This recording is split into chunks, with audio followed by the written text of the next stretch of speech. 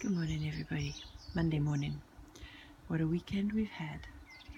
I hope you've had a good weekend regardless of the weather we've had, because it was a shocker this weekend. And what has happened to the summer?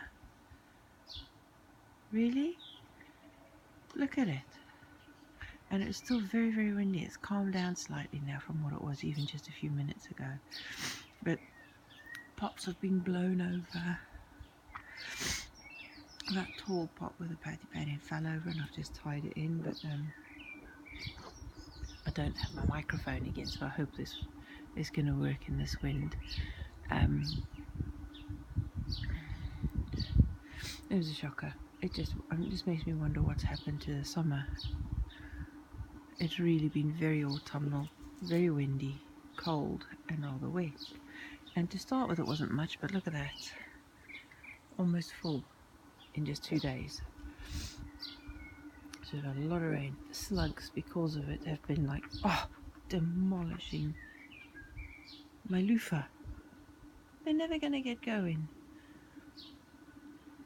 Still, I'll keep going. Hay fever is bad again, and you wouldn't think so with the rain that's come down. You'd have thought the rain would have wet all the pollen lying around and stopped it blowing in the air, but no. Missy here has hay fever badly all of June every year. Never mind.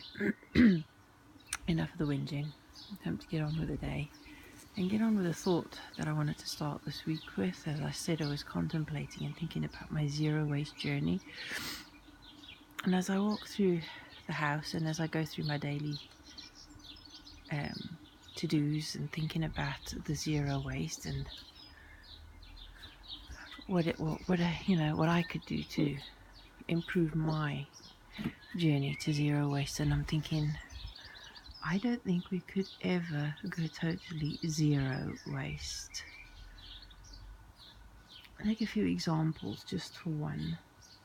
I can't make enough compost in this garden, not yet anyway, for all the needs of this garden. It's not at that stage yet, so I have to buy in a lot of compost through the season, through the year. I think I've got to buy in almost, what is it, at least this year so far, about 50 bags, 75-litre bags of compost. And I'm not done yet. There's a few more things that need to be done, and then I'll need some in the autumn as well. So, and that is a lot of compost. Now, I can't order it by the big, ton bags. I have to order it a little bit at a time in the plastic bags that you now get compost in. Our local authority does not recycle them. I don't even know if it is recyclable. Let's see, does it say it's recyclable? Nope, it does not say it's recyclable. Nope, not even here. Oh, right, let's see. There, it says something about recyclable. That sign is supposed to say that it's recycled with current bag of, hang on, let me see what it says. I can't read without my glasses. Recycle, where's it gone? Over there. There you go. Recycle with carrier bags at larger stores, not at curbside. Does that mean much here? No. When I go to my recycling centre, they tell me to put it in general waste. So that's problem number one. Manufacturers, some make their packaging recyclable, but local authorities who deal with the waste disposals, not all of them recycle all recyclable things. It's kind of like, if you think about like a stock market kind of thing, it's whatever waste has the most value at any time is the one they focus on, and then they collect, sort and sell it because it has a higher value. they don't necessarily recycle things at their plants. It gets sold to other companies to recycle. So it's a bit like a cash cow waste is, but it depends on which waste has the highest value at that time. And some of it goes back into landfill. Others end up on shores and in the towns of other countries where we think we've dealt with it and sent it off, as we've seen in media recent months. So that's a trick as well, something to bear in mind. When we think we're recycling something, it might not actually get recycled. So we're trusting our local authorities who deal with the waste to recycle, to make sure the stuff that we put in recycling is getting recycled. It doesn't always get recycled. So the other option then is to make sure we don't buy stuff with packaging that either can or cannot be recycled. Not that practical, not that available. There are not very many zero waste shops around, and if there are, they're usually quite expensive. But I'm hoping that there'll be a lot more of them around, because I don't know, it seems that there seems to be a desire for zero waste, but not a great deal of infrastructure or availability of zero waste shops even, and manufacturers and retailers are not getting on that bandwagon very well. So the consumers might be wanting to go on this journey, but it's not made very easy. So how we do this, I don't know. Maybe more people should start making more waves about the zero waste thing and demanding from retailers that we don't want the packaging, we don't want things that are not recyclable, and to our local authorities saying we don't want them to focus just on what has value as far as money goes. We want them to focus on the value of our environment more than their incomes. I know sometimes that's not practical, but we've got to do something, haven't we? And I'm not quite sure where to start. Maybe in my own home. I already do a lot of make, do and mend, a lot of recycling, upcycling and things like that. Reduce, reuse, recycle things. I can't exactly go through the house right now because it is still early hours and the rest of the family are all still asleep.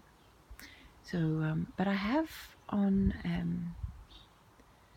the Facebook page put some images. I think I'm going to have to create another album on my Facebook page with images of the things that I do tend to do. I have experimented with wax wraps instead of cling film, and I need to do a lot more of that. So I will be making more of that. I'll be making some more fabric bags for things going in the fridge, or vegetables or anything like that, like potatoes and onions to be hung up in somewhere dark in fabric bags, things like that. Collecting more permanent tubs, Pyrex if I can, but otherwise it'll be whatever long lasting but recyclable plastic tubs I can find to store foods in. I mean, I've started using a lot of large jars for storing things in as well, but glass isn't really that safe in a freezer. It's quite fragile and breakable in the freezer. So I find a different way of using that. But for dehydrating and for cupboard stuffs, I use the large reused pickle jars and things like that, and I have a few kilner jars. That's another issue, that many of the things we could use that are more permanent, like the kilner jars and other screw top jars and mason jars, they are so expensive here in the UK. And you hear of people in America that paying not very much for them at all, but here in the UK that is treated like a niche and a hobby, and therefore fair game for profits. So it's not an essential. We need to make it an essential so that more and more people say to the manufacturers, this is now an essential. It's not a luxury, it's not a hobby, it is an essential. you know. So I don't know, that's one thing. So I've got a number of reused jars in the house, and jam jars and things like that. Shoe boxes and things, if they're big ones, sturdy ones, I just cover them with wallpaper or fabric or something and make them into nice storage boxes, because there's a lot of beautiful storage boxes out there that I'd really like. But at the same time, they're made out of hard plastic, some of them.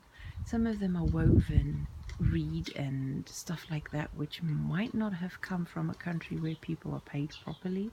It would have had lots of traveling miles. So those are the kind of things to consider when going to zero waste. It's not so simple. It can be complicated, but simple little things, one at a time. The little things we can do, I think, is mostly for our own consciences. I don't know that we'll have much impact on the environment, but maybe collectively, as everybody does a few little things and it becomes habit, maybe then as it picks up momentum and more people do it and we bring it more to the public eye, that more conscientious consumerism will start to snowball, because there's been a lot of people for decades already who have been of this frame of mind. Permaculture has been around since the 70s. And in fact, permaculture principles for thousands of years. It's what cultures and tribes have been using for many millennia. They live with nature and the environment and everybody and every living thing in mind, and consider the consequences of their actions. And somehow, since agriculture started being used, what's it, almost 7,000 years now, and people are thinking more about bulk than environment. And then since the Industrial Revolution, it's just consumerism and got worse and spiraled, and it's gone crazy. And generally, as a race of humans, we sometimes seem to think that we could do as we like without consequence. And to many people, we're just a bunch of, those of us who care, are do-gooders or all sorts of other things. But there's just not enough time to ramble off about what other people have said about us. We're a bunch of hippies. That's fine, not a bad thing.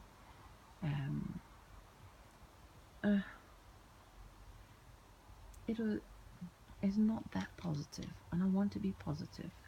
And though I can't make a big difference, I'm not a very public person, I'm not a famous person, but one thing I can do is in my own home and in my own life, I can be more conscientious of the things that I do, more respectful and grateful for the things that I have the fortune of having as blessings in my life, that I look after them, take care of them, and that I try to leave whatever I do, whatever I touch, wherever I go, in a better state than I found it for whoever comes after me.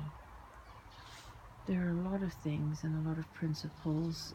They're easy to find on the internet and in books and in places. I mean, Permaculture Media, I do the Permaculture magazine, and it's always full of some fantastic articles and online, and there's all the books of the people I've mentioned before. But even on Pinterest, and I mean, the internet is not infallible. It is not, it is not a source of actual truth, full stop, on absolutely everything. You have to follow your instincts with some things, because many things are not based on fact. But like most of us, we go through life winging it and following our instincts, and that what feels right to us, and doing our best and learning by trial and error. So, and that's what we do here in my house and my family. We wing it. We do our very best with what we have. If it doesn't work, we'll try something else, and we keep going. I think that's what everybody does. there's not enough time for me to go through all of the things that could be done for zero waste. I will I'll create albums and information and things on my Facebook page, obviously, and other things that I do, and in my book that'll have a lot more in, because I'll have more time to write and put in a few more details and pictures in that. But for a YouTube video, just to say and raise awareness that it is an issue, that when we say we're going zero waste, it's not that simple. It could be quite complicated, and depending on where you are, not that practical. Instead of trying to sort the waste that we've created, is probably just as important to reduce the amount of waste we produce, the amount that we consume and produce, which will make it easier to deal with. So yeah, a holistic approach, that's what's needed. And as to the garden, it's frustrating. The corn has survived the gales, even though I was worried about it over the weekend, as it was leaning over quite a lot, but it's surviving. It's not growing very fast, even though there's plenty of nutrition and fertilizer in there in the way of compost and poultry manure. So it's literally the lack of light and warmth at the moment. We had a fantastic run for quite a while of beautiful weather, and it's just suddenly gone yuck. Let's hope it picks up. It's supposed to this week. Onions, they've taken a battering. Nothing yet started bolting, so far so good on that. But look at that, completely knocked over some of them. So I'm not sure what to do. We just leave it, wing it, see how they go, and let the bulbs fill out more, if they do. If not, I shall snap the stalks over and let them fill out that way. I think it might nearly be time for that. Some of the necks are really thick, which means they're going to bolt. I might have to snap some of the leaves over then anyway. We shall see. Yeah, this pond is now full. I don't know if you can't see it on this camera, but look at that, absolutely full of mosquito larvae, because I haven't done anything with it yet, and I need to get in there. So I'm going to have to sort that out very soon. So yeah. Oh, the houtunia is starting to flower. Look at that, there's a little flower bud. Lovely. The Sagittarius is not flowering yet, but they also have very pretty little white flowers. Can't wait for that. That'll be lovely. I've got to sort these pots out. Try and figure out how I'm going to stop them blowing over in the wind. Probably put stakes in the ground and tie them to it. Yeah. Oh, such a lot to do. Lots and lots. The lawn has to be cut today, if we get drier weather and the lawn dries out. Oh yeah, look at that disaster on one of the tomato pots. I put the ledges out the way so that I can cut the lawn, but I haven't had a chance since. And of course I was picking up snails and chucking them over the hedge, and my dog thought this was just a game, thought it was like, yeah, catch the ball kind of thing. And as I threw a snail, she wanted to catch it, jumped over the bed and knocked the pot over. Lovely. Yeah, charming. There you go. I'm hoping this weather changes so I can have a little bit of a brighter outlook. I need to inspire and cheer and make the world feel like a better place. Look, snail. Isn't that just beautiful? Gorgeous creature. I just don't want it on my plants. There you go. I'm desperate to get in and do some housework now, but everybody's still asleep. I might just make a noise and tell them what up you get. And look, my son has almost commandeered this lovely little corner for working on a little motorbike, and I put my foot down, said I have not made this for a workshop. There's one there. So yes, he shall be moving his bits and bobs elsewhere to work on. Love him. Right there, and it's been an eventful weekend, so I'm a bit tuckered out and knackered. So, oh, I'll hopefully this being a Monday, just the beginning of the week. By the middle of the week, things should pick up and look more promising. And I've planned on from now on doing 3 videos a week. That is a tall order for me. I struggle with just 1 a week, but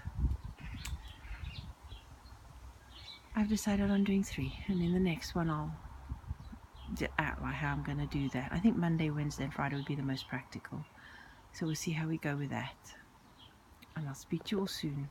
I hope the weather picks up, I hope the day picks up, and wherever you in the world are in the world, whatever your season, I hope your day is a lovely one regardless. Bye bye everyone.